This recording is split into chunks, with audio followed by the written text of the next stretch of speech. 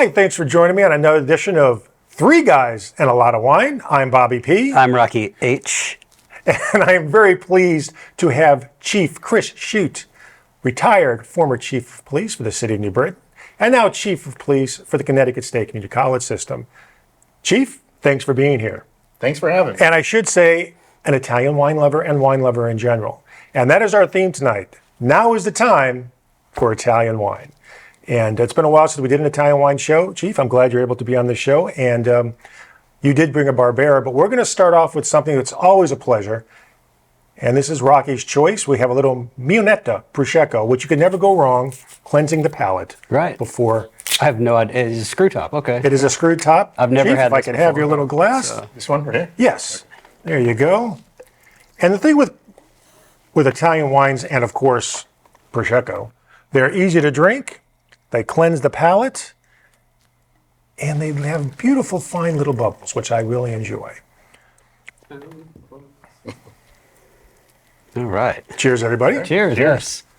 And this is a relatively common one, Rocky. You probably see this on most menus in West Hartford restaurants. I don't even want to say what wine store to go to because Yeah. they all sell it. It's probably one of the most ubiquitous wines you'll ever see, but it's not bad. It's got a little It's kick. What do you think? better than I thought it would be. Very easy to drink. Very nice. You know, Rocky asked me, Chief, before the show, rosé or just a regular Prosecco, and I think the rosé just has a slight better effervescence for doing a sparkling on the show. So a little bit more flavor. I prefer when it comes to sparkling wine, especially Prosecco. I'm not a big fan of regular Prosecco, so rosé Prosecco is going to be my choice. Versus if I'm going to Cava over in Spain, I'm a bigger fan of regular Cava versus the rosé version of Cava. Oh, that's interesting. And then when it comes to France, I'm all over the place. It really depends on the region and the wine. Are you a bubble guy, Chief? Not per se. I do like Prosecco over some of the other sparkling wines, but yeah, I typically more go to the stills. And what's that one that I love? We've had a few times, the Lambrusco, that has a little effervescence. Lambrusco, yeah, it was kind of like red but sparkling too. We haven't had that in a while. We haven't, but man, was that good. Yeah. Man, I wish we could have one. The Keto Chiarli, that's what it was. They sell that at a bottle stop in Avon was the last place I found it. But I would try that, Chief. It's a sparkling Lambrusco, almost like a bubble. It's almost like we just had here. It's absolutely fantastic. So actually, tonight we're going to be starting off with the Chief selection, which is a Barbera di Asti. And Chief, if you want to say anything about this, I know you said you just tasted this recently. Yeah, so not too long ago, I started exploring a lot of different Italian wines, and by mistake, ended up ordering a Barbera at a restaurant, which I didn't have before.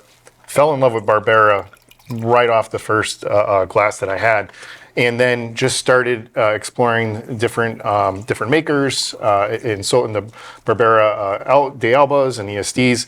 This one I picked up yesterday. It's about a $20 bottle of wine. I picked it up, had some of it last night, and it was sold on it. It definitely pairs well with your cheeses and crackers and stuff like that. So a good charcuterie board would go great with something like this. Easy to drink. I'm a fan. Well, that's what's great about Italian wine. They are easy to drink, and which makes sense because from a cultural standpoint, most Italian reds are designed and made to drink with food. And they're usually all pretty good, even the inexpensive stuff. And this is about a $20 bottle, you said? Yes. And we were talking before the show, we're going from north to south. Oh, yes. On these, and I believe they're going to be from light to heavy as well, just quite by accident. Barbera is up in the Piedmont region, and they're mostly known for their big, bold Nebbiolo wines, Barolo, Barbaresco. But the Piemonte, the people that have wine on their table, they typically drink Barbera. That is their wine of choice for the people that live there. And then they export the expensive wines over to America, and we pay $70 a bottle for them. Yeah, you know, it's funny, Chief, because we were talking about what wines you wanted to taste first on the show tonight, and look how light that is. So you know, going off right off the bat, it's delicious. There's no tannin. It doesn't grip your mouth like the Barolos do. It's just an easy drinking wine, and it goes great with food too. And I found it is a good red wine to have in the summertime since it's light. So it's not heavy, it's not bold. It's just a nice sipping wine for snack outside and for a picnic or. That's the argument, not argument, but discussion we often have in the summertime. Because I think Rock and I are similar. We don't really drink a lot of reds in the summertime, but you can drink reds in the summer if they're the right reds. And I think this is an example of a damn good red for the summertime. This is a good summer red. I mean, don't get me wrong. If the mood hits me, I'm going to drink a bold red in the middle of July. But normally I'm not. But this I could drink year round for sure. Yeah, this is a great one. I've never had this one before either. So, what store did you get this at? This is Total Wine in West Arden. This is a Total Yep. Wine. Yeah. Now, we don't have a pour bucket, Chief, so I apologize for that. So I'll try to get the pour a small. I mean, we could shot. use the best in glass and just cuvee it and then Or you could use your little bubble dump it glass. over our head at the end. But all in all, like I said, that's a solid first start red wine. And I think it just exemplifies what I like about Italian wine is it's just so easy to drink.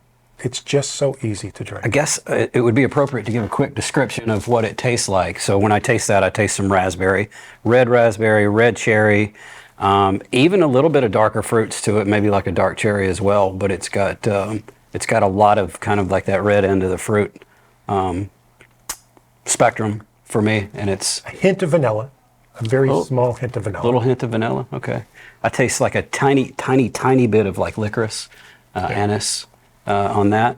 So. But no pepper that you sometimes get in a red wine. Don't really taste much pepper on I think the one that I brought tonight, the tasting notes, there's a little bit more peppery flavor. In a lot of the Italian wines, you get what they say like a balsamic kind of flavor. Yeah, that's true. I'm not really getting too much of a balsamic, but I think once we move down to some of the southern regions with the Chianti and the Sangiovese, that's when you'll kind of get that. Yeah, there's just a lovely cascading of effect over my tongue and palate. I could have this with any Italian dish or a hamburger from America. So, Chief, you've set a high bar. yes, we started. I don't know where we're going from here, but thumbs up for me on this end of the table. Thumbs up. And usually I get like a question, hey, what do you recommend for an Italian wine? And I always say you can't go wrong with a good Barbera. Nope, I agree. I will agree with that. So definitely thumbs up on my end. We're all going to give this a thumbs up, obviously. Thumbs up Thumbs for me. up, yeah. 2 thumbs up. 2 thumbs up, no All problem. right, I'm winning. This is All good.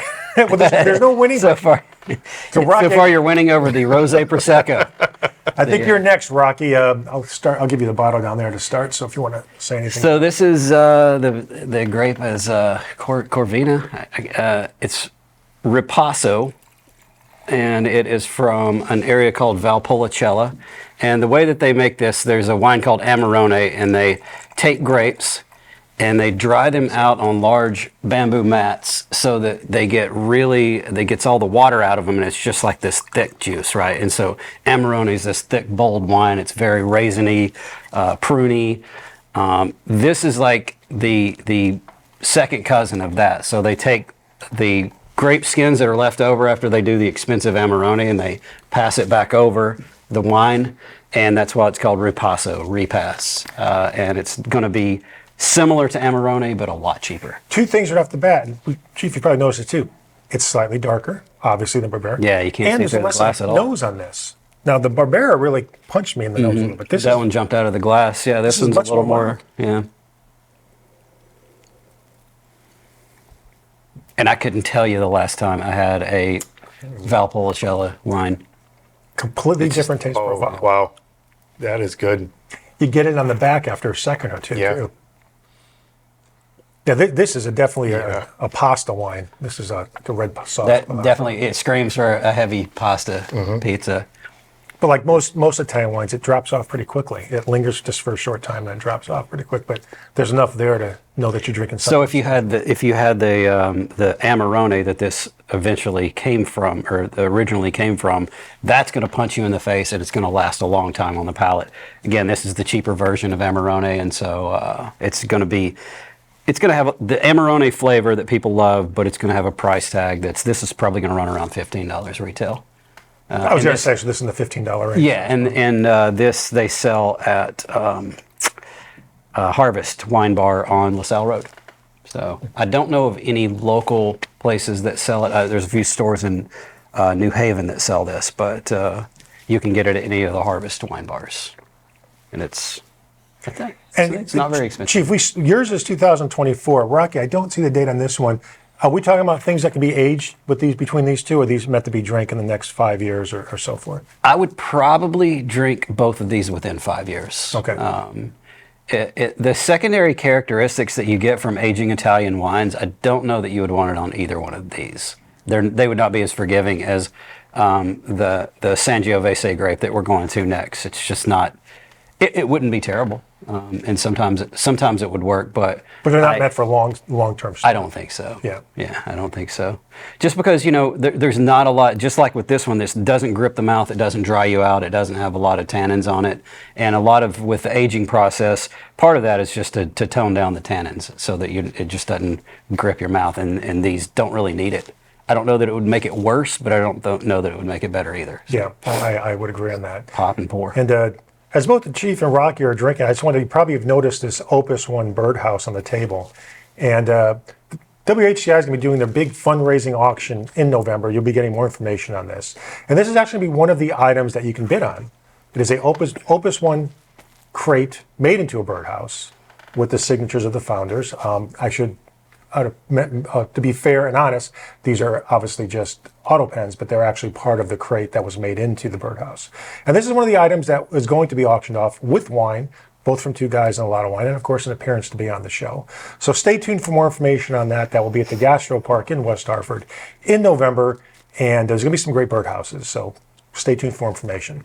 Speaking of birdhouses, the Crow, did you know that this marks the 1-year anniversary of the Crow because it was our Halloween episode last October. OMG, it's 1 year. 1 year we've had, we still haven't named the Crow yet. Crow. Yeah, we still haven't named him, but he's here.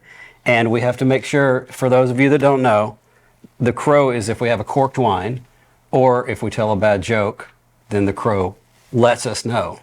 So do we have a bad joke, right? I was just saying to Sandy earlier that I was going to build a car out of spaghetti. And you should have seen the look on her face when I was driving pasta. All right. Crow's working. Crow's working. That was good. That's my Italian wine joke right there. That was very cute. That was tame. It's not quite as risque, I think, as the Irish one last time, which I thought was hysterical. I've got more, but no, we're gonna keep it PG today. Yeah, you don't have an Italian accent to tell this joke. Last time you had the Irish accent. So. No, I can't do an Italian Italian accent. I'm like 0.1% Italian. And my name's Rocky. Can you believe that? Now we have a problem here, guys. I think Rocky, Chief, you got to watch Rocky. He tends to overpour a little bit. So here we are. We have another wine to get to, but we still have wine in the glass. Now we have two options. We can do what people would say is the most appropriate thing to do, is to pour them into this glass and move on to the next one. Or we just finish this as adults and then move on to the third one. So I'm not sure what we should do here, Rocky. What do you think? Well, my wife is in the back room there. Sandy, what should I... I'm just kidding. I'm going to slam it just to piss her off. All right, here we go. I will say, and obviously you always want to drink responsibly, but when it comes to Italian wine, it's one of the few wines that you can tend to take bigger sips because it really is made to drink with food. Yeah, it's not like a French wine or some really expensive Napa Valley wine. Let's find out. You do want to take a good chunk when you're drinking Italian wine, unless you get the real expensive stuff. Yes, I'm talking with my mouth full on the air here. Cheese. I forgot. I should have tried the cheese with both of the first two. Definitely balances out the Italian wines. But what's great, Chief, about the first two wines is they're so noticeably different. And I think that's what I was hoping we'd go for tonight, that there is a difference in flavor, and there is. And I think it's great to move along this progression from the mild but delicious to a little bit more tanniny, a little bit more bite in the mouth. I don't know what to expect for the next wine. And once again, this is a Rocky wine. And so Bobby told me that we're going to be doing inexpensive Italian wines.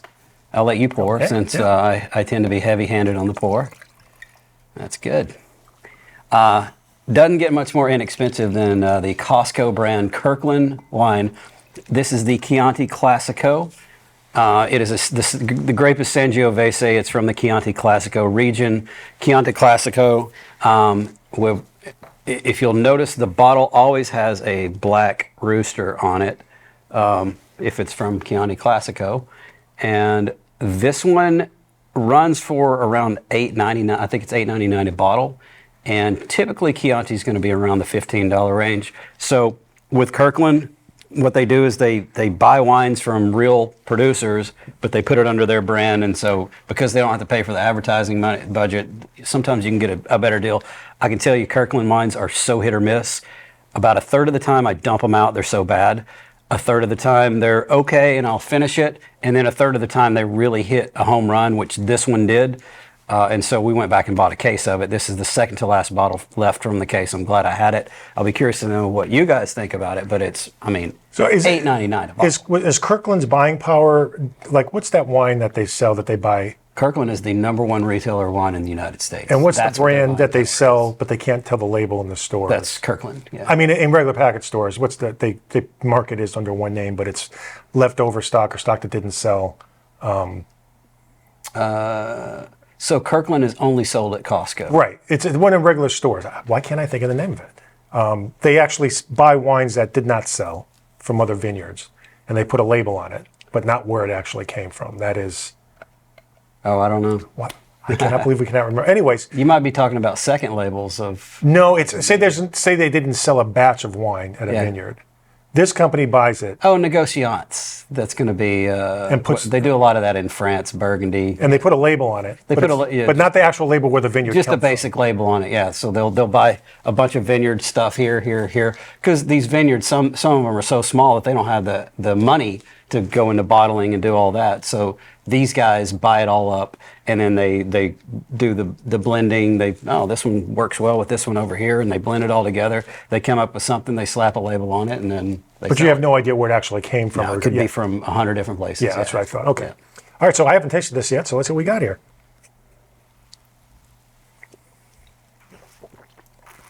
That's a solid Chianti. Yes. I Very, mean, very is good. it the best Chianti I've ever had? No, but for $8.99 a bottle, Well, Chief, That's- in your opinion, for Chiantis, what's the most you're ever going to pay for a Chianti?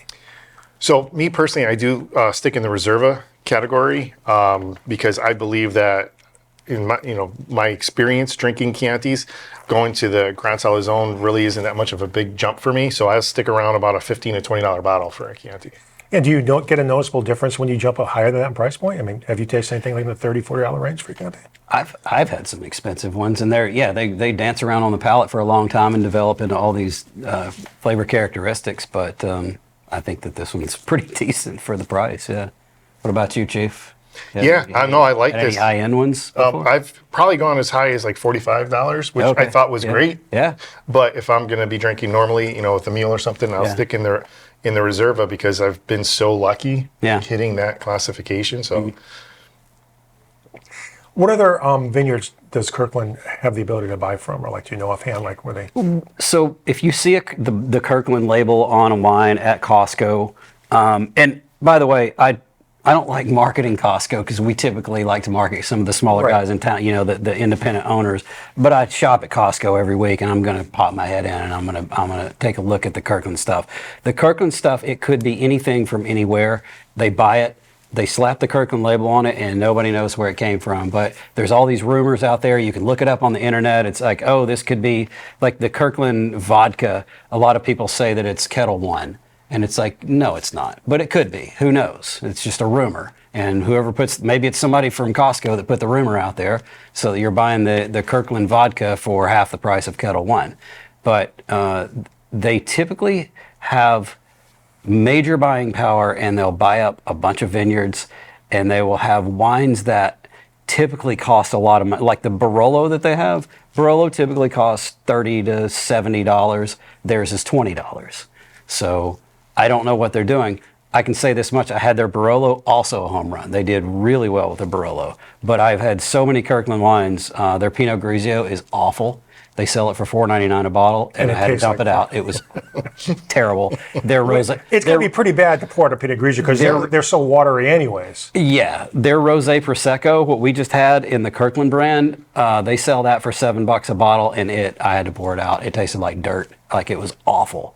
So really hit or miss. I don't have a problem with Kirkland, but I don't have a love affair with it either. Like I don't hate it, I don't love it. It's just something that I like to try every now and then just to see. Like I'm curious. It's kind of like an Easter egg hunt, you don't know what you're gonna. It's like a box of chocolates. You don't know what you're gonna get. So. And Chief, when you go to wine tastings, actual stores and stuff like that, when you're going to, do you stick mostly right now, are you into Italian wines only, or do you try to move to different regions or different countries in regards to wine. So it seems like the last couple of years, I changed. I went from Italian one year, I went to French the next year. This year, kind of explored a lot of white wines, which didn't know a lot about. So it depends on, I guess, what I'm in the mood for. And right now, white wines I've been trying to do this past summer. But yeah, and if I go to wine tasting, I'm completely open to whatever's there. That's good. I'm completely open. That's what we love to hear. I want to learn. I have a ton of questions about a lot of this stuff, but I'm just, anything I absorb. I'm listening to you guys. I'm just absorbing. Well, as I told you the last time we got together, I mean, I always picture myself as the Regis Philbin of wine. I enjoy wine. And then I have a superb, knowledgeable person like Rocky Holland to get into the details of specifics of wine. And I think that's what makes this show so special, because you don't have to be a wine expert to like wine, but you just have to like wine. So you like the flavor, but you want to expand and do different things with your palate. You branch out. That's the only way you enjoy wine. And I think, like I said, Rocky is great at this because he can taste wine and know where they're from, what country they're from. I know you're a very modest person, but he's that good. So, and that's why the show's been so pleasurable. I might be hitting you up a lot. No, feel free. All right, so are we doing 3 thumbs up so far? We've had no dogs. I mean, obviously, I like this one.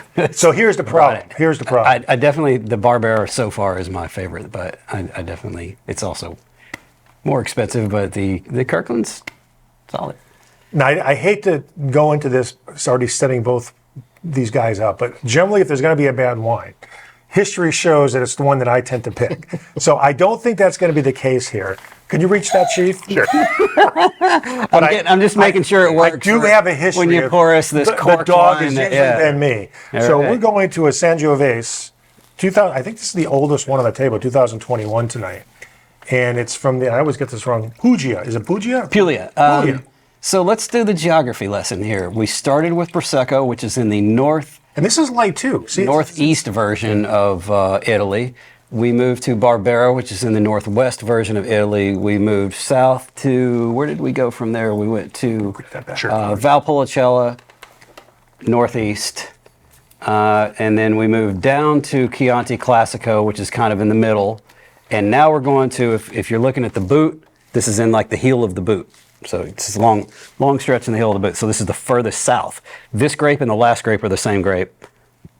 I think that one is 100% Sangiovese. Mine is 100%. Mine is 100%. Yeah. Yeah. Okay. No, I don't. Chianti, it doesn't have to be 100%, but I'm pretty sure that one is.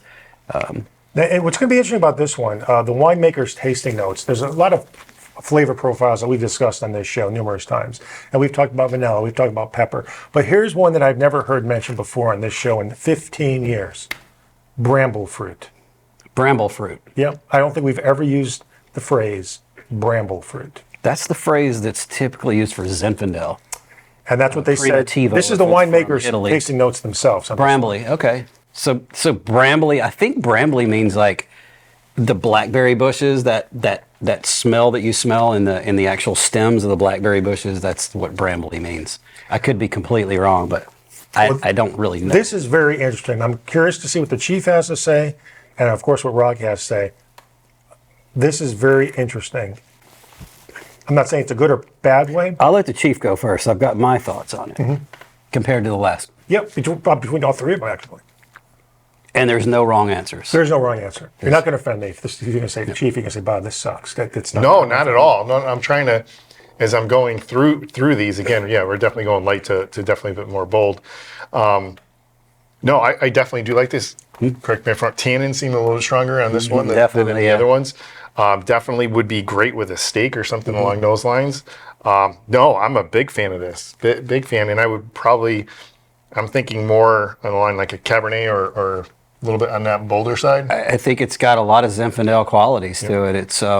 It's the thing that strikes me about this one compared to the last one is that the Chianti Classico, and a lot of Chianti Classicos in general, have like the red fruit kind of cherry and they say it has iron. I don't even know what that means. But this has red and black fruit at the same time, tasting kind of a, I don't know what brambly brambleberry. That's I don't know what it that's tastes why I wrote like. it I've down. never had I'd a never heard that brambleberry, if that is a thing. But it definitely tastes, I can taste kind of a cherry, but at the same time, I also taste maybe like a blackberry fruit on it. It's got a little bit of that balsamic characteristic that a lot of Italian wines have. It's not overly grippy, but it's definitely got more. This has probably got the most tannins of any of the wines that we've tasted thus far. But I think this is a good one. Yeah, which is, once again, when we do this show, we only have such a short time to do it. I would probably say we should always cleanse our palate with some water, some for each one. Now, maybe because we've been drinking red wines. I found this particular red to be very flat. Nothing lingers on my palate. There was a little flavor, a little It doesn't, boldness at yeah. first. But compared to our first three, I found pop and then flat, pop and then flat. Now, that's just me. Now, it could be because I had the reds beforehand, but I like this red, but to me, it's the least. It doesn't linger. We call that the fruit stripe gum effect. It's like, Yes, the fruit stripe gum effect. yeah. That's exactly yeah, correct. it's like all exciting at first, and then it just goes away really And the quick. color is very similar, not as light as the Chiefs, but probably Rocky's next one. You said Zinfandel. I would expect to be a little bit darker. Oh, Zinfandel's, yeah, super squid inky. And we didn't even talk about the alcohol content in any of these. Of course, my eyes, I can't read any of these. I'm going to guess they're all between the 12 and 13s. I'm going to say higher than that. I'm going to put them all at around 14, I would say. 13 and a half. Let's see who's got the best eyes here. Maybe the Barbera, the clock's hit at around 13. Barbera is 13 for the Barbera. All right. Valpolicella, I'm going to put it around at least 14. Maybe 13 and a I don't half. want to waste time too much. I'm going to alcohol. Yeah, right on the 14. Yeah. And I'm going to go probably right down the red because I don't want to. Yeah, the Chianti, those are going to be 13 and a half. Pretty standard for that wine. So, in the remaining few minutes of the show, we have to pick out which ones we thought were our favorite wines for tonight. And it's going to be a tough one for me, Chief, because yours is delicious. It's been a while since I had Barbera, so I'm leaning towards yours. Then the next one after that, too, was really good. So if I'm going to pick my choice, and there's three of us, so hopefully we can't have a tie, unless we all only pick one. I'm going to go with the Barbera as my favorite so far for tonight. But it's close. Yeah, no, I actually, when I'm thinking like for quality at price point, I mean the Kirkland, Chianti is I never thought the to price me point. Yeah, to me that's is true. like I just can't get over how to me the taste, the quality of that at that price point is really winning for me. And then I'll probably go to the Barbera for my personal taste. I think the Barbera is going to be the overall victor because the Barbera is my favorite of the night. Yeah. Well, there you have I'm it. a big fan of Best in Barbera. glass is the Barbera. So the best in glass. Chief Yeah, selection. we'll have to get that set up for the Yeah, photo shoot for the later. photo shirt, for the website. Very No pun intended. Instagram. Exactly. Sort of. See, we got the crow got a little action tonight, so that's good. So in our remaining time, like I said, once again, Jen Evans, and of course the big event coming in November at Gastro Park. Keep an eye on that. This will be an item. There'll be some wine that Mark and I will be including for that, and keep an eye on that. And we have some big things coming that might be surprising for people, but there's going to be some changes coming for Two Guys, a Lot of Wine in February. But we'll discuss that in the February show. But I want to thank Chief Chute for being on the show tonight. I know it goes by fast, doesn't it? Oh, it does. I almost wish we had 5 bottles. Yeah. But this was a really good progression of reds tonight. And Rocky, of course, you always bring in good stuff. I try. And until next time, which is going to be pretty soon, actually, keep Chief, Rocky, Bobby P, all In your wine cellar.